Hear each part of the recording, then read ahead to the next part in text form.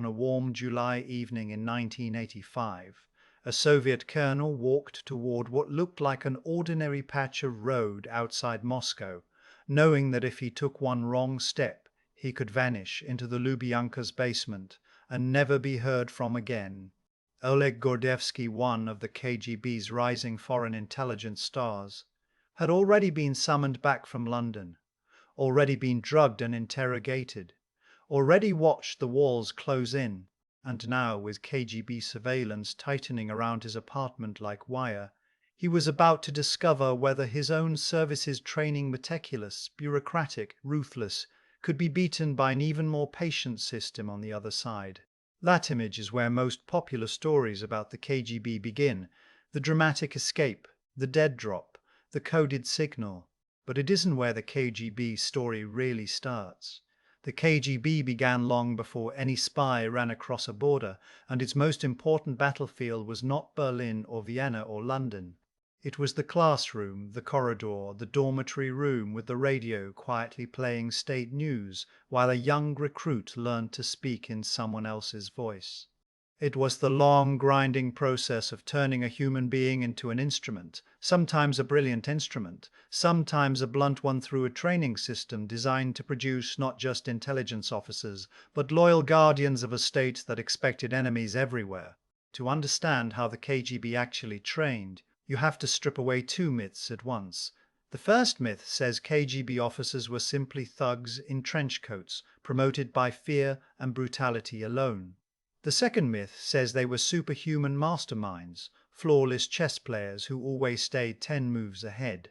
The truth is more interesting and more chilling. The KGB built competence through a formal, heavily institutionalized pipeline language study, tradecraft drills, surveillance practice, document work, and ideological conditioning, while simultaneously breeding a fear-driven culture that could sabotage even its best people. It trained officers to be methodical, disciplined, and patient. Then it placed them in a political system that could punish honesty as much as failure. In that contradiction, the professional and the paranoid, the KGB's real training story lives. The organization we call the KGB was formally created on 13 March 1954, when the Soviet leadership established the Komitet Gosudarstvennoy Bezopasnosti, the Committee for State Security, as a separate body under the Council of Ministers, but the mentality it trained into its people was older than the name. The KGB inherited the lineage, personnel habits, and institutional scars of earlier Soviet security organs, the Cheka created in December 1917 under Felix Dzerzhinsky, the GPU and OGPU of the 1920s, the NKVD of the 1920s, the NKVD of the 1930s, and the wartime counterintelligence apparatus that culminated in Sem-esh-Shords, formed in 1943. These predecessors did not merely collect information, they policed loyalty, crushed internal dissent, and helped enforce Stalin's rule through the Great Terror. By the time the KGB came into existence, it was not inventing a new mission. It was professionalizing an old one. That word, professionalizing, matters. By the 1950s and 1960s, especially after Stalin's death in March 1953 and Nikita Khrushchev's consolidation of power, the Soviet state wanted a security service that could compete with the CIA and MI6 in a global Cold War, not just terrorize its own citizens. The KGB still watched Soviet society through informants and surveillance, but it also needed officers who could sit at a diplomatic reception in Paris, read technical journals in German, recruit a NATO engineer in Copenhagen, or manage clandestine radio communications under pressure. Terror alone could not do that. Training had to. So what did the pipeline look like? For many officers, it began with recruitment from universities, the military, or party organizations, and it continued with specialized schools. The KGB's training network included the Dzerzhinsky Higher School in Moscow, often associated with political and operational training, along with institutions tied to foreign intelligence. One of the most famous was the KGB's Higher School for Foreign Intelligence, known in later years as the Andropov Red Banner Institute, connected to the first Chief Directorate, the branch responsible for foreign operations. It trained officers for the work that the public imagines when it hears KGB, handling agents operating abroad under diplomatic cover, and in some cases entering the long, patient world of illegals, officers living under deep cover without official Soviet status. But it wasn't just a matter of teaching people to be sneaky. The KGB trained in layers, starting with a foundational worldview. Soviet security culture insisted that history itself had a direction, that capitalism and socialism were in mortal conflict, and that Western intelligence services were not just competitors but existential threats. This wasn't abstract. Officers were taught that the state was under siege, that internal ideological sabotage could be as dangerous as foreign spies, and that vigilance was a moral duty. That worldview shaped everything else: how recruits interpreted ambiguous events, how quickly they suspected betrayal, how they justified risk, and how they lived with the constant possibility of being watched by their own service. In memoirs and accounts from former KGB officers and defectors, people like Oleg Kalugin, who served in foreign intelligence and later became a prominent critic, or Gordievsky, who became one of Britain's most valuable sources. The early training environment comes through as both mundane and intense. There were lectures, exams, and bureaucracy. There were also constant reminders of hierarchy and secrecy. You did not ask certain questions, you did not show uncertainty, and you did not forget that your instructors had careers built on detecting weakness. Language training was central, especially for foreign intelligence. The Cold War was fought in paperwork and conversation as much as in weapon systems, and an officer's value could depend on whether he could pass as natural in a target environment. Learning English, German, French, Scandinavian languages or others wasn't an accessory. It was a strategic capability. The KGB had learned from hard experience that accents, idioms, and cultural missteps could kill an operation. It had watched defectors and double agents reshape history, and it had seen how Western services exploited even tiny inconsistencies. A man could carry forged documents and still fail because he didn't understand how people joked in a pub, or because he used the wrong word for a train ticket. Yet even that kind of cultural competence existed alongside something very Soviet, the paperwork state. KGB training emphasized documentation, reporting, and procedure. Officers learned to write in a particular internal language, precise, cautious, often heavy with euphemism, because reports traveled upward through chains of command, and careers could be made or broken by how an event was described. Objective truth was not always the goal, survivable truth was. If you sent a report that contradicted the leadership's assumptions, you might be right and still be ruined. The KGB trained officers to understand that reality had to be handled, not simply observed. This tension between intelligence as honest assessment and intelligence as political product was not theoretical. It was present at the KGB's creation. When Lavrentiy Beria, Stalin's feared security chief, was arrested in June 1953 and executed later that year, the Soviet security apparatus learned a lesson that no classroom needed to teach. Even the most powerful Chekist could be destroyed overnight by political winds. That lesson seeped into training culture for decades. Loyalty was not a slogan. It was survival. And then there were the practical skills: surveillance and counter-surveillance, agent handling, clandestine communications, and operational security. The KGB refined these skills because it had to operate against capable adversaries. In the 1950s and 1960s, Moscow and other Soviet cities were not just capitals.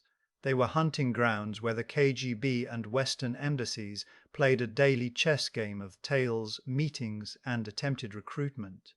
The KGB's Second Chief Directorate handled internal counterintelligence, including watching foreign diplomats and suspected spies on Soviet territory. Officers were trained to follow targets without being noticed, to coordinate teams, to understand the geometry of city streets and the rhythm of a person's routine. In the Cold War, a routine was never just a routine.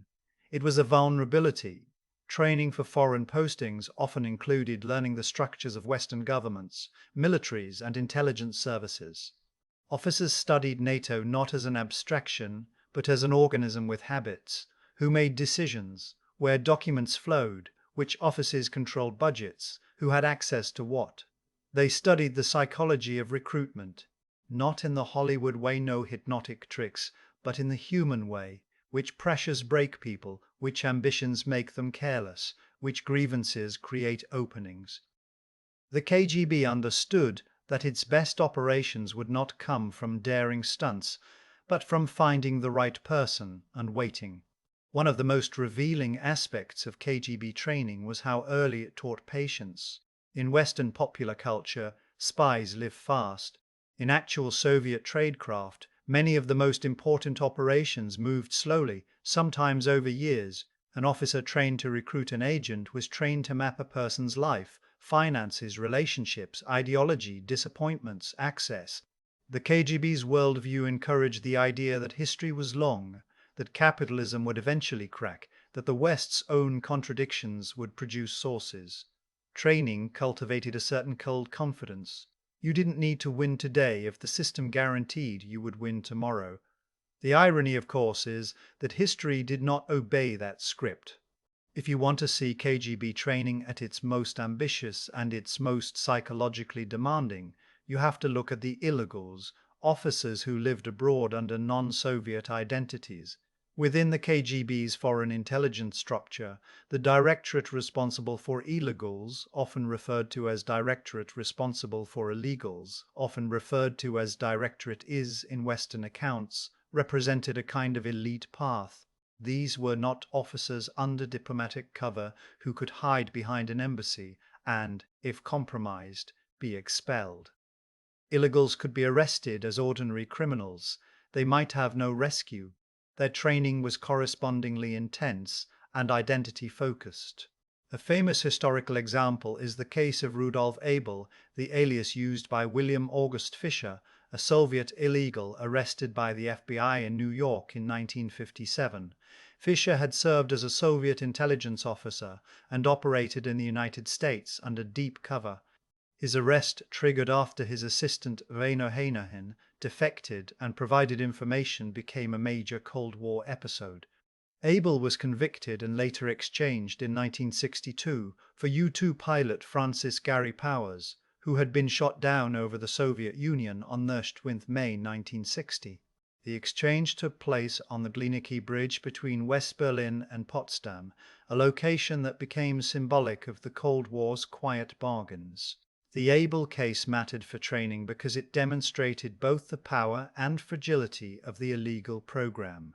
It showcased technical competence, covert communications, discipline, cover maintenance. But it also showed how one human weakness could compromise years of work. If you were a KGB instructor teaching the next generation, what lesson would you emphasize? That even the best cover can be shattered by betrayal. That an officer must be prepared for isolation.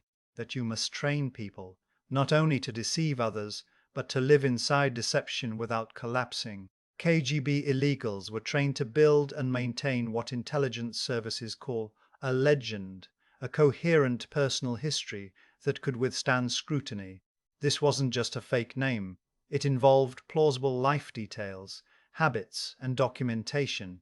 In some cases, Soviet intelligence built legends around real deceased individuals, a method known to multiple intelligence services in the 20th century. Training emphasized consistency and emotional control, the ability to answer questions naturally, to avoid over-explaining, to remember small facts under stress. It is one thing to memorize a biography. It is another to become it day after day when loneliness and fear start eroding your concentration. Yet the KGB's training also existed in the shadow of its own domestic mission. Even as it trained foreign intelligence officers to be subtle abroad, it trained internal security personnel to be relentless at home. The KGB's Fifth Directorate, created in 1967, focused heavily on suppressing ideological dissent writers, activists, religious groups, national movements. That meant training in surveillance, infiltration of groups, and the management of informants. It meant learning how to pressure without always creating martyrs, how to discredit rather than simply arrest, how to use administrative harassment and psychiatric abuse methods that are documented in Soviet dissident history, particularly from the late 1960s through the 1980s. For officers in that world, training was not about foreign languages. It was about social control. The Cold War itself intensified the training culture. Each crisis became a lesson, each scandal a warning. When the U-2 spy plane piloted by Francis Gary Powers was shot down in 1960, it did not just embarrass the United States, it affirmed for the KGB and Soviet leadership that the West was conducting aggressive espionage, and it reinforced the need for vigilance. When the Cuban Missile Crisis erupted in October 1962, the world came close to nuclear war, and intelligence failures and successes on both sides were scrutinized with a near religious intensity afterward. Soviet intelligence needed accurate assessments of American intentions. American intelligence needed insight into Soviet deployments. Training was no longer an abstract investment, it was a matter of survival. The KGB also learned from its enemies in uncomfortable ways. In the early Cold War years, Western intelligence scored significant successes penetrating Soviet networks and rolling up agents. The exposure of networks in Eastern Europe, the defection of operatives, the steady attrition of sources all forced the Soviets to adapt. Training evolved accordingly. Officers learned to expect sophisticated surveillance in Western capitals. They learned that Western services would exploit defectors and run double-agent operations. The KGB's culture became increasingly suspicious, and suspicion became a skill. But suspicion has a cost.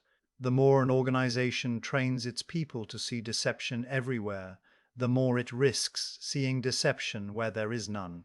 That weakness became brutally clear during the era of Yuri Andropov, who chaired the KGB from 18 May 1967 until 26 May 1982, before becoming General Secretary of the Communist Party in November 1982.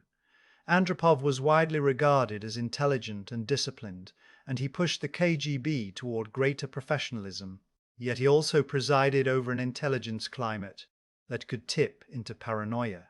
One of the most striking examples is Operation Ryan, an acronym from the Russian words for nuclear missile attack.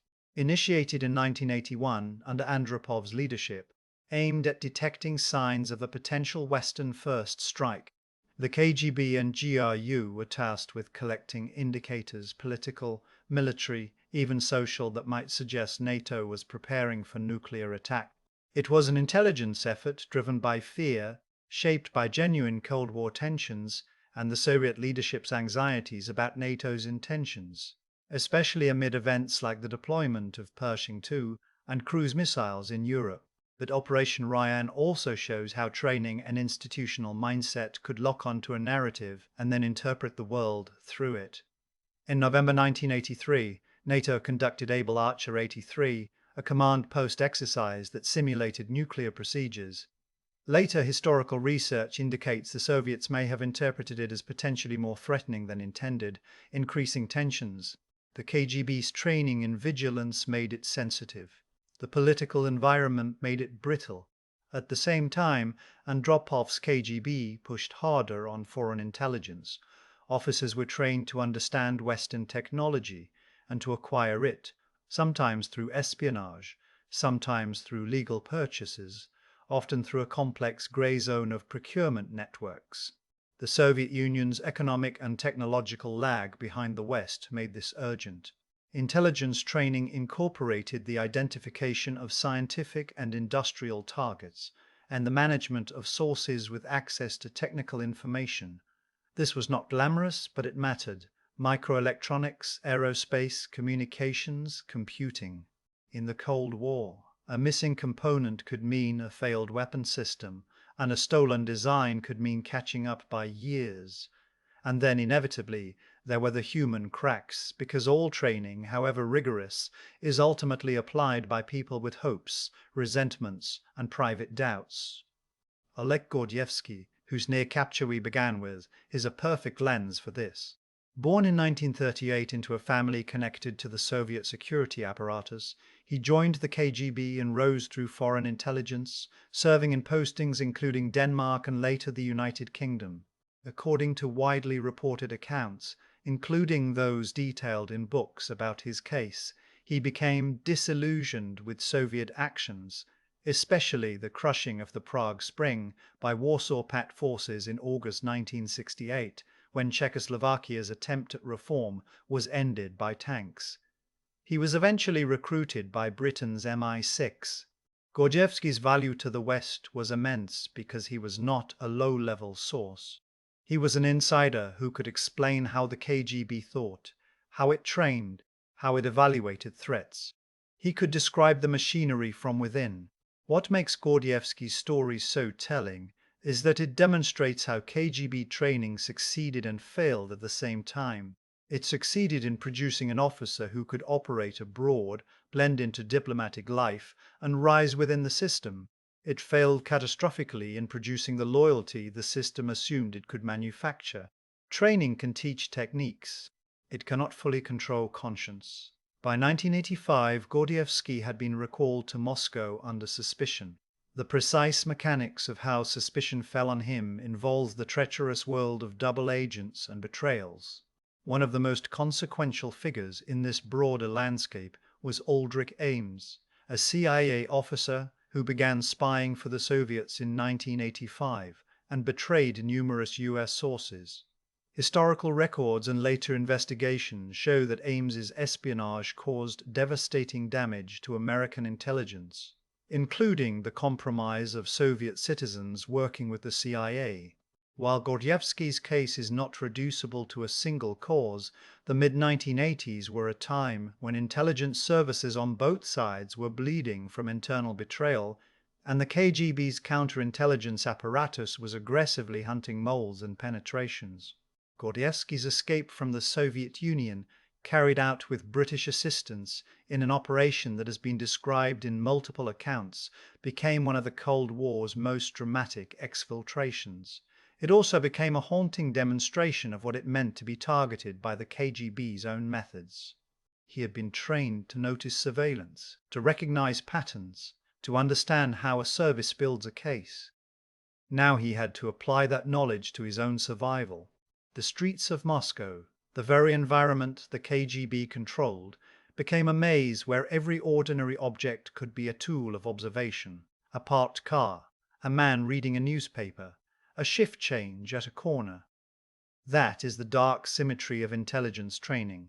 It creates skills that can be used in both directions. A trained officer knows how surveillance works, and therefore knows how it can be evaded.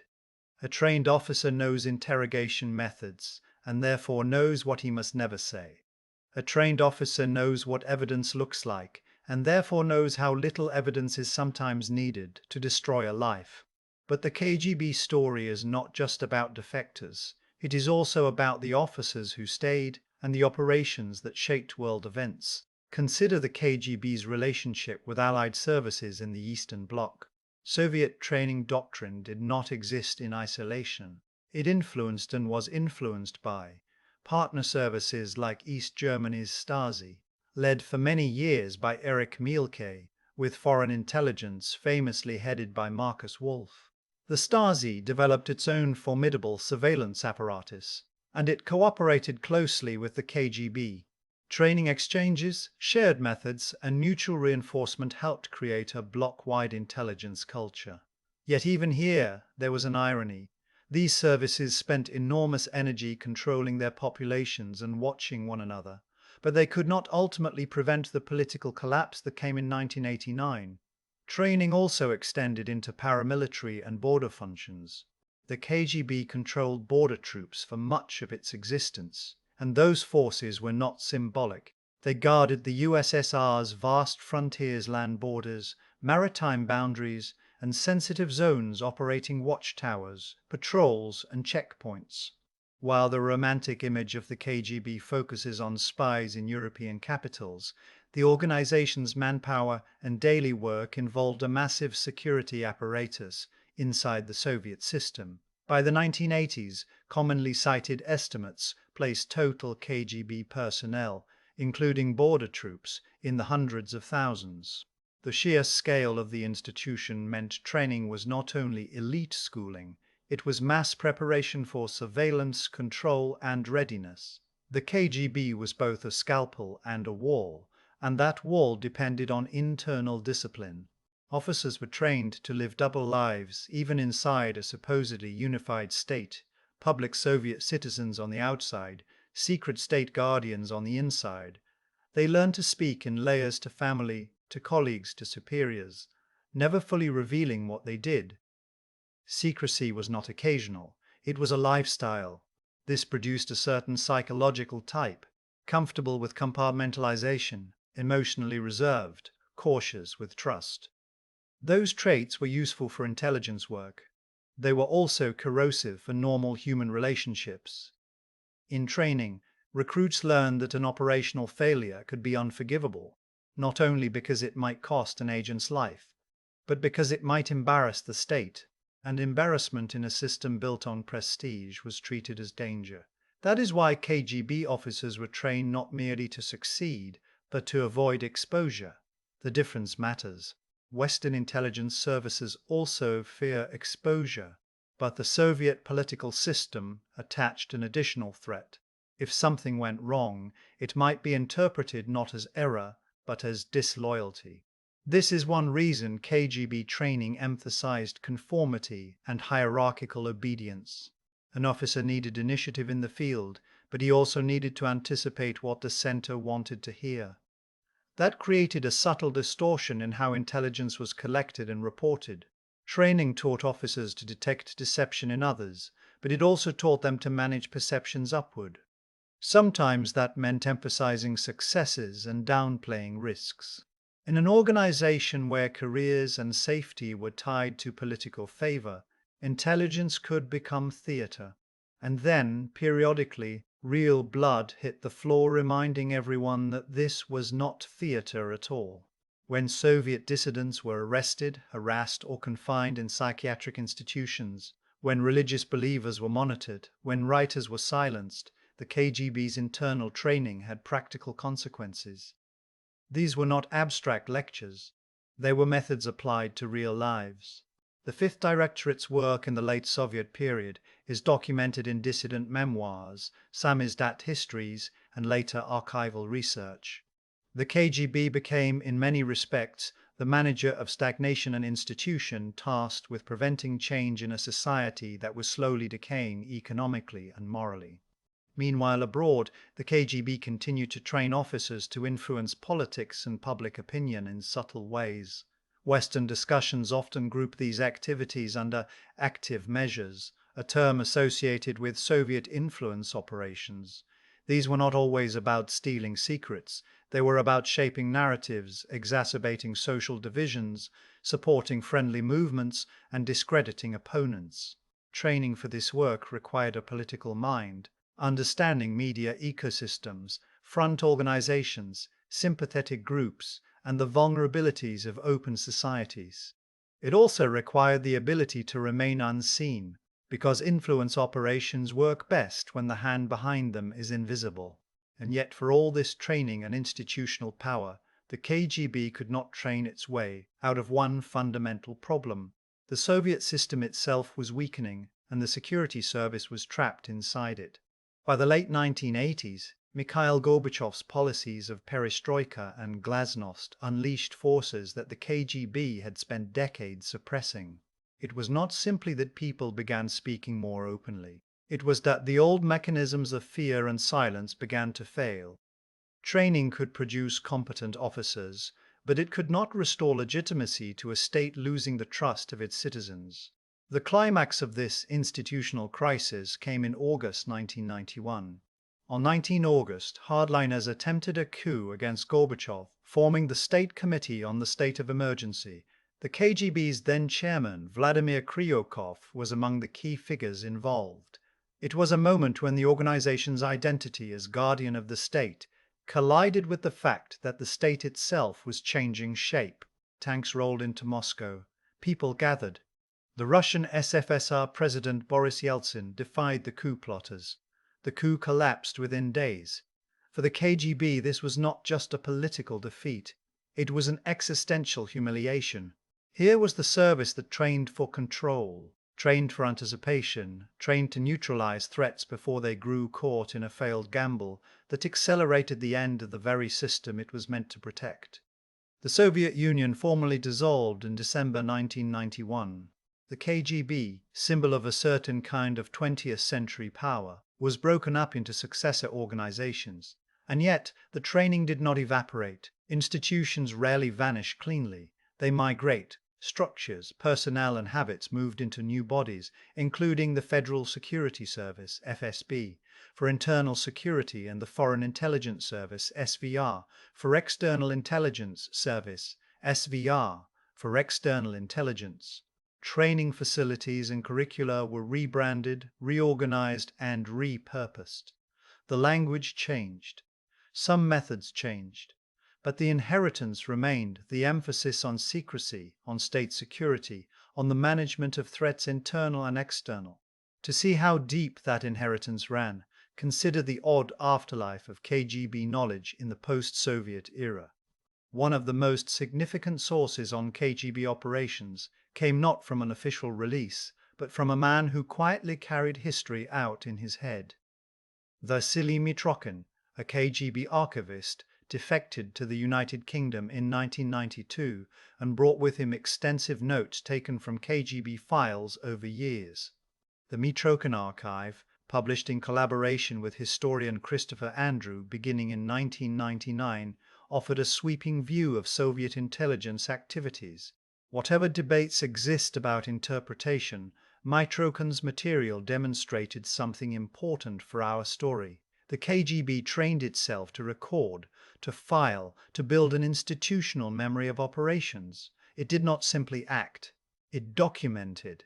That bureaucratic impulse was part of its power and part of how it could later be studied. So, how did the KGB actually train?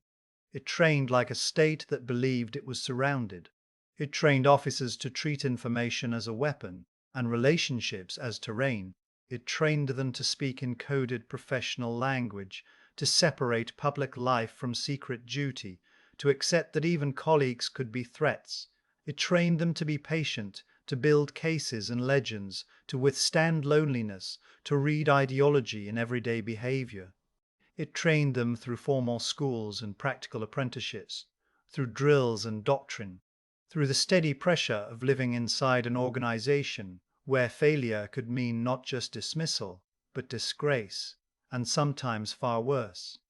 But training alone did not make the KGB what it was. The KGB was the product of a particular political ecosystem, a one-party state, a culture of secrecy, and a leadership that often demanded certainty in a world that offered none. Training could create experts in surveillance, recruitment, and foreign operations. It could not eliminate human weakness. It could not guarantee loyalty. It could not prevent leaders from believing their own fears. That is why the KGB's most effective training outcomes often look like contradictions. The service produced officers capable of subtlety, and it also produced bureaucrats who drowned in paperwork and suspicion. It penetrated foreign institutions, and it was also penetrated itself. It built elaborate systems to protect the state, and it helped drive the state toward choices that hastened collapse.